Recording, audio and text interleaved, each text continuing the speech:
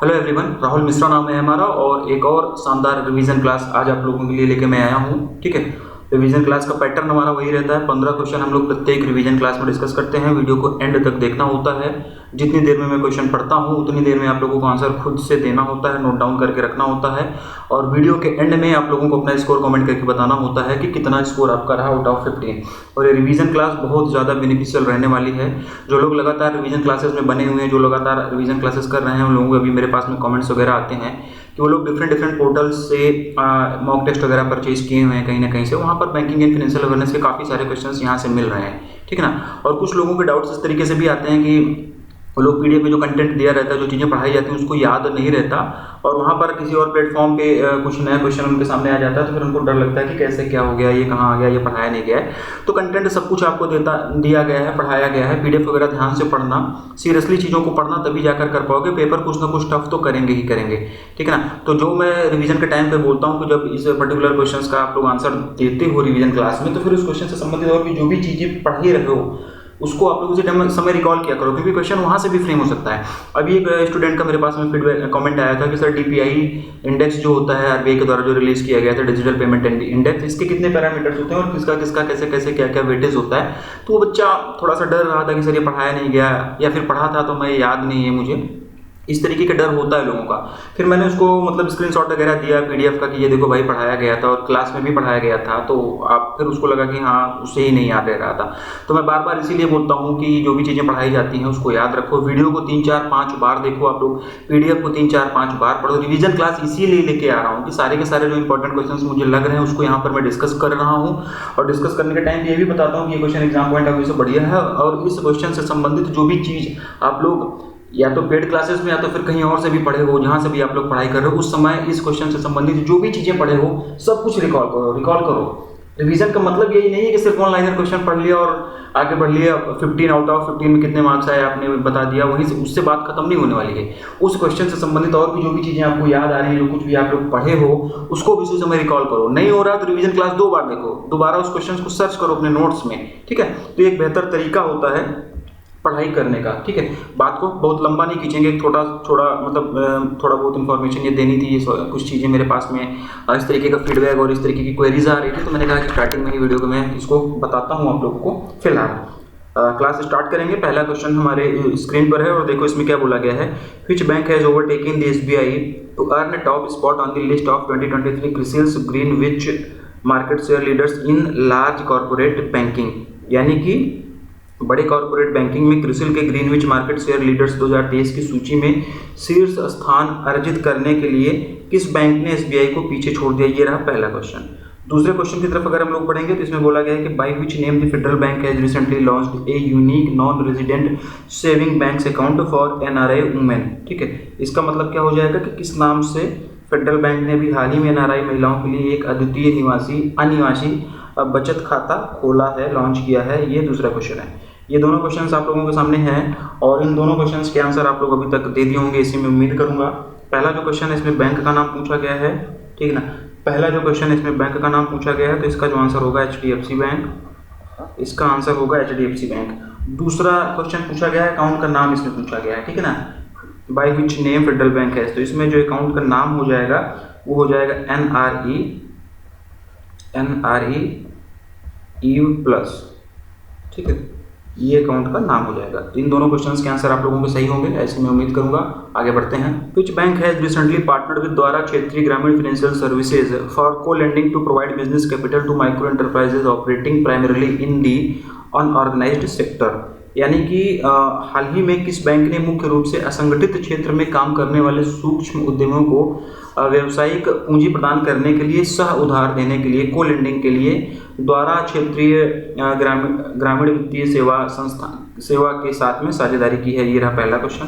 दूसरा क्वेश्चन जो है इसमें बोला क्या गया है, इसमें बोला गया है an automotive manufacturing company Mahindra and Mahindra has recently acquired a 3.53% stake in rupees 417 crore of which bank. यानी कि ऑटोमोटिव विनिर्माण कंपनी महिंद्रा एंड महिंद्रा ने हाल ही में 147 करोड़ रुपए में किस बैंक की 3.53 % हिस्सेदारी हासिल की है, ये दूसरा क्वेश्चन है।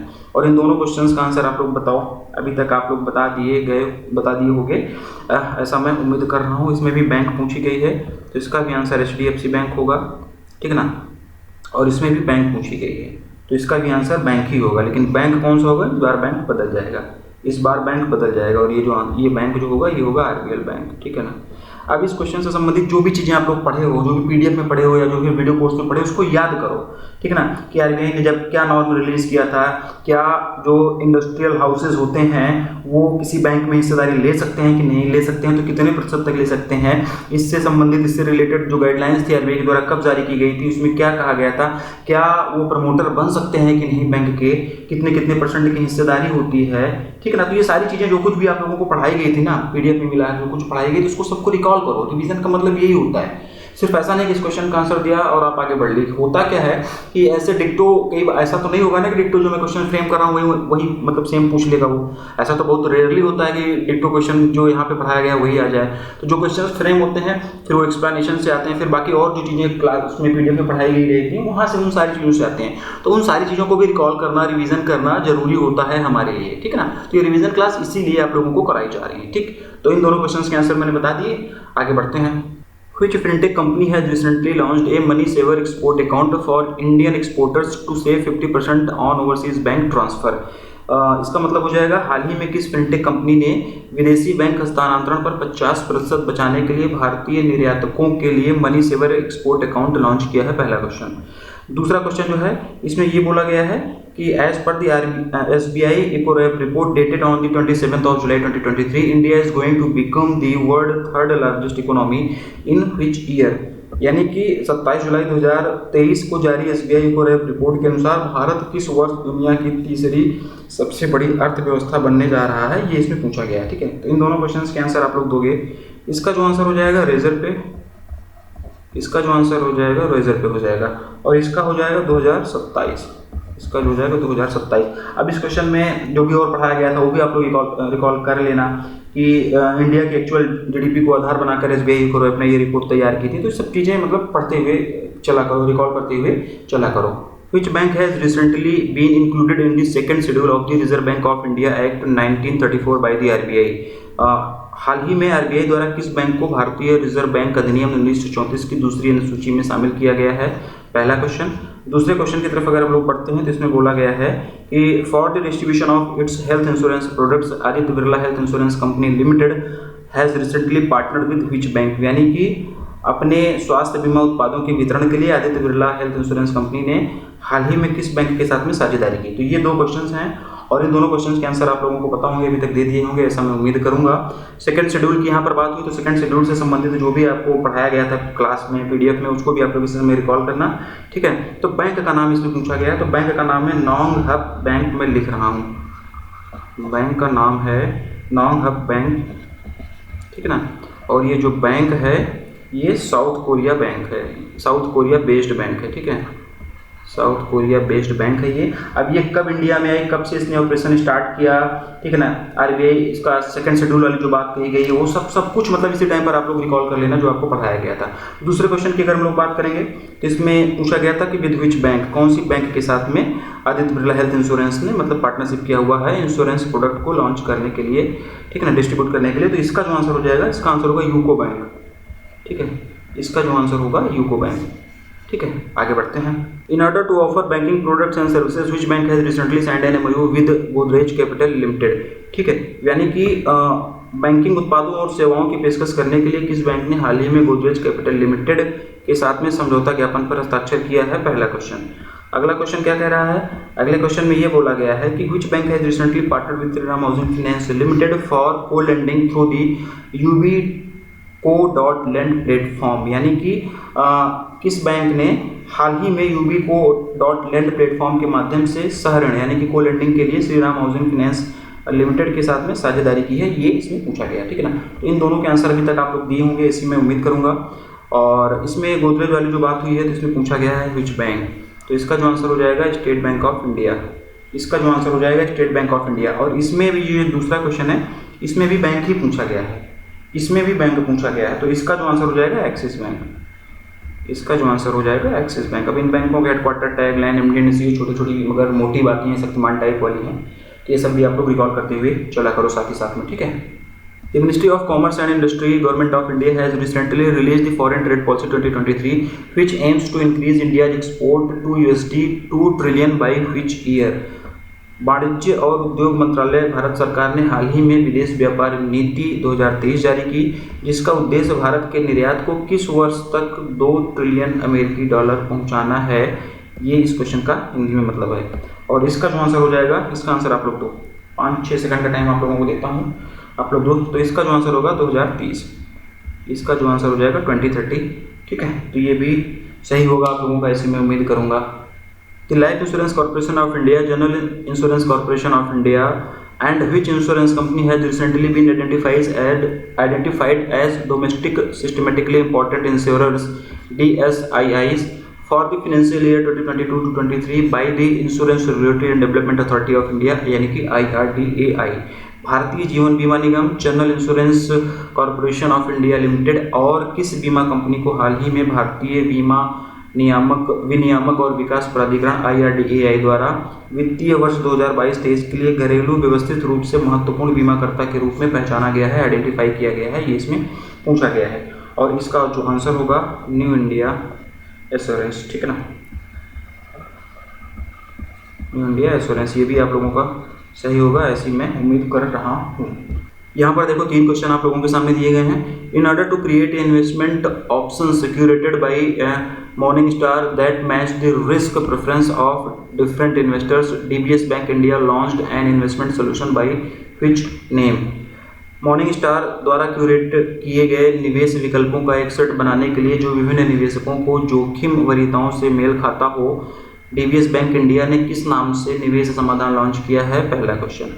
अगले क्वेश्चन की तरफ अगर हम लोग बढ़ेंगे तो इसमें ये बोला गया है, in order to launch banking services through WhatsApp for its customers which payment bank has recently partnered with Bharti Airtel, यानी कि अपने ग्राहकों के लिए व्हाट्सएप के माध्यम से बैंकिंग सेवाएं शुरू करने के लिए किस पेमेंट बैंक ने हाल ही में भारतीय एयरटेल के साथ में साझेदारी की है, दूसरा क्वेश्चन।